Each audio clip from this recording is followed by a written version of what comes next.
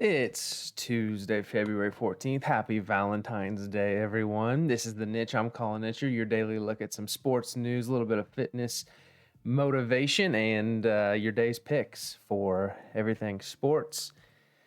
Eventually, if you've noticed by now, everything's a little college basketball NFL centric, but I got a feeling we'll work our way into the NBA, maybe next season into the NHL, maybe next season. We're going to pick up a new sport called the XFL. Take a look at that today, see if there's some opening bets and some different lines for that coming up as well. So sports never ends, and if sports never end, then this show never ends. So as long as you're here and I'm here, we're going to be hanging out. So thanks for being here. Start off with a workout highlight. Don't have any footage for you of any workouts today because I did not work out today. Wanted a little bit more rest and recovery this morning. Felt like I needed it. Feeling pretty good right now. So I'm already looking forward to maybe later in the day today a nice front squat workout. So look forward to that tomorrow. A little bit of a highlight clip, if you will, of what that workout looks like. If you guys have any workout questions or highlights of your own, drop them below. I'd love to hear what you guys are up to.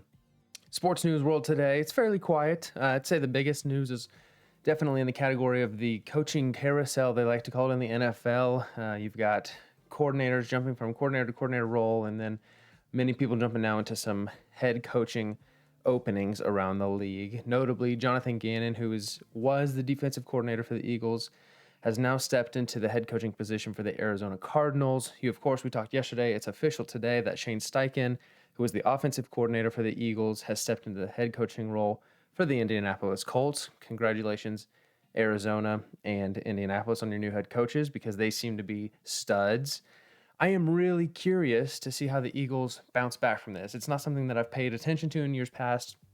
Something that I'll definitely be paying attention to this next year is how can a team like the Eagles, who are so gifted when it comes to every position on the football field, deal with things like retirement of some All-American, All-Pro veterans, and your main coaches at different positions going and getting new jobs. You have to now hire in new people for those roles. How does that impact a team? The team morale, the team attitude? You've still got your head coach, you've still got your quarterback, you've still got some main players on the field, but how big of an impact will that have? I'll be really curious to see.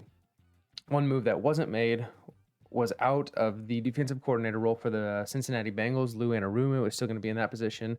Of course, as a Chiefs fan, Red Tuesday, I'm definitely interested in what happens with the Bengals because they are by far, I think now, the greatest competitor to the Chiefs in the AFC. And season to season, many things can change. Everybody's big on the Bills. The Bills are already second behind the Chiefs for Super Bowl favorites next year, which is, I just think, crazy. I wouldn't be surprised. February 14th, 2023, 2022-2023 season just finished up. Here's my hot take. I think the Bills are not all that great next year. I think the Bills might be a 10-win football team. I don't know. They just, something about them at the end of the year this year. And I know they had the DeMar Hamlin incident, and that can shake a team up like crazy. But whether it was the coaching or Josh Allen or the cohesion of the team as a whole, I don't know if they're going to be as good next year. So look out for that. You heard it here first. I'll clip this next year if that turns out to be the case. But 10 wins, maybe. I don't know. I don't see them as a Super Bowl contender favorite. So we'll see if I'm way off or way correct on that next year. But anyways, Lou Anarumo, still with the Bengals. They're still going to be a threat. They're still going to be strong. So I'm curious to see if they continue to make any changes. They've, of course, got a lot of talks going on with like Jamar Chase's contract and T. Higgins' contract. Some of those bigger name guys for them and see what they're going to do with that. But otherwise, the main thing is Chiefs still rolling. Everything I've seen on Twitter about sports news has been clips of the Chiefs and how well they were coached this past weekend, how their offensive scheme was just incredible. And I totally agree. I think it was an incredible game for the Chiefs, and they played really, really well. One thing that popped up on my Twitter timeline that I want to take a peek at today was that the XFL is starting on Saturday. The XFL, of course, is Dwayne "The Rock" Johnson's league with a few other people, and I don't know much about it past that. I haven't done a lot of reading or looking into things like the coaches or the people playing in the league. I know a little bit based on looking at this schedule where the teams are coming out of, and we'll look at that in a second, but I wanted to watch this video because I think that the jerseys are kind of cool in that they're unique. Like, that's cool. The matte finish is cool. Nice stitching. And I love the, typography of the the fonts that you chose. But then it's also a little bit like high school superstar vibe. Like, I don't know, a little silly, but a little cool at the same time. Maybe it already showed. Maybe it'll show here in a second. One of the matte black helmets is really, really neat. So I don't know. Be curious to see what you guys think about the XFL, its existence. Obviously, the jerseys, whether you think they're cool or not. Sea Dragons, it's either really goofy or really cool, depending on how you slice it. This matte black's kind of cool for the Vipers. And I'm curious for you who are interested in the XFL, how are you guys going to pick your team? Are you going to look at geolocation, what's closest to you, and just snag a team like that? Are you going to look at who's coaching the team, who owns the team? Are you going to look at who's playing for the team and try to grab a few of, your NFL favorite teams, ex-players who happen to be in this league now? Is that how you're going to pick a team? I think, looking at this right here, see if I can get it to pause there. I'm thinking this St. Louis team, is it the St. Louis Battlehawks? The St. Louis Battlehawks might be my team. I don't like the logo at all compared to some of the other things going on. But speaking geolocation, if that's the way to say it, what's closest to me would probably be this St. Louis Battlehawks team. And I don't know. That might be the team I pick up. You look at the names. You get the Vipers from Vegas, the Renegades from Arlington, Guardians from Orlando, Roughnecks from Houston, Battlehawks from St. Louis. Skip this one, come back. Dragons from Seattle, the Defenders from DC, and then you've got the San Antonio Brahmas, which I've tried to look into this and see what in the world is a Brahma, and I think it is a Hindu god of creation, which, you be yourself and be true to you. But when you're talking about Roughnecks and Guardians and Sea Dragons, and then out comes the San Antonio Brahmas, you got to think if you're on the Battlehawks, you're like, dude, who are we playing this weekend? Oh, yeah, we're playing the Hindu god of creation. I don't know. Name felt a little out of place to me. Maybe there's a big backstory that I just haven't heard yet. Maybe there's a cultural understanding of the word that I don't know. Or maybe that's not even what it means, and it means something totally different. I look forward to hearing some storylines on that and doing some more reading, because at first glance to me, it just seems like an interesting selection, is what I would say. So I don't know. Yeah, we looked it up right there. Brahma, I don't know. But there's the XFL. We'll take a look at that. I don't know if the lines are in FanDuel yet, if they're going to do betting on it. I don't know what that looks like, but if they do, we will take a look at it and be discussing that at a later date in the show. On to our Parlay Partay from yesterday. If you're following along, you know that we missed once again. Our record now is 0-4.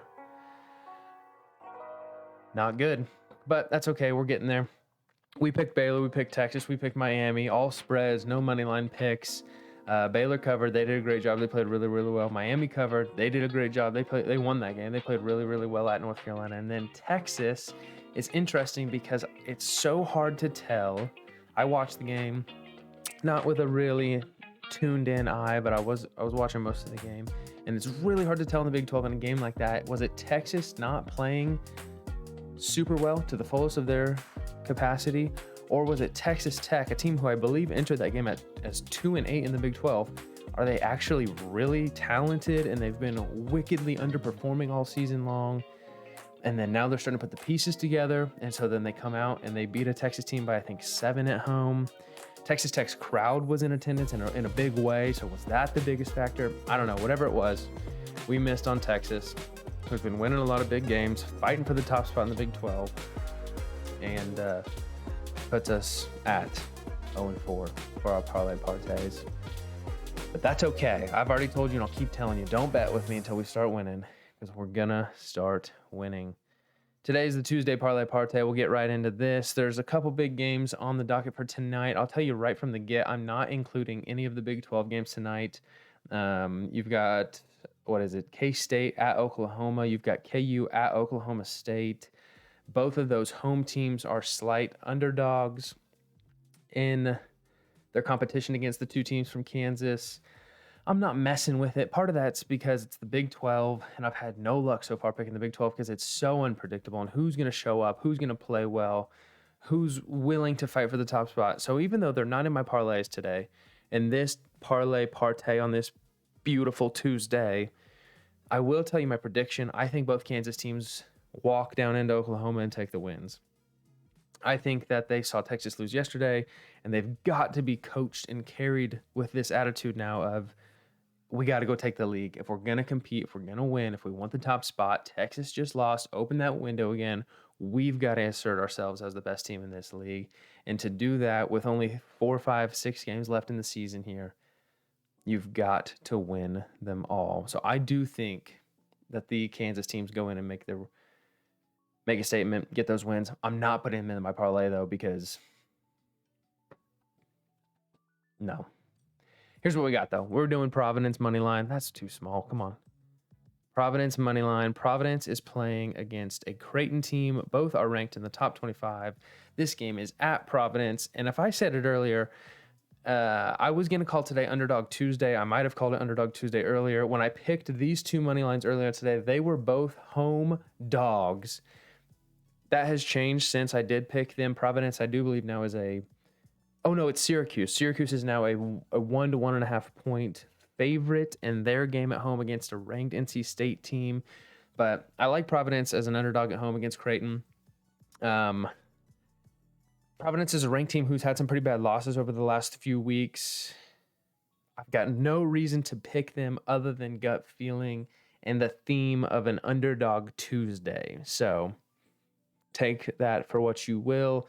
Went for the money line there for odds, and the spread was so small, almost didn't make any difference. Syracuse, like I said, was a dog. Is now a 1 to 1.5 point favorite over NC State, who's coming to town. Syracuse has actually won a lot of really good games in a row here, I believe. NC State's playing pretty well. They're ranked, I think, 23rd, 24th. But I like Syracuse at home. I like down to the wire here. Teams playing in their conference games. That home crowd showing up for the team who's been playing fairly well. I think Syracuse does a good job. And you'll see the odds of our parlay today, plus 281. Got us in a place that's not quite as aggressive as a lot of our other parlays have been, because we just need a win. We just need to get a 1 on the record board for this Partay record, because those wins are hard to come by so far. And part of that is my bad picks. Obviously, they're all my picks. It means they were bad if I lost. But part of that is being a little too aggressive at times. And a lot of it's just still learning the ins and outs of betting on the sport and getting to know the teams and what's important, what's not important. Like last night, for instance, with Texas Tech playing at home against the Texas team, I had no understanding of the impact that the home crowd at Texas Tech would make. I didn't know Texas Tech's crowd that well.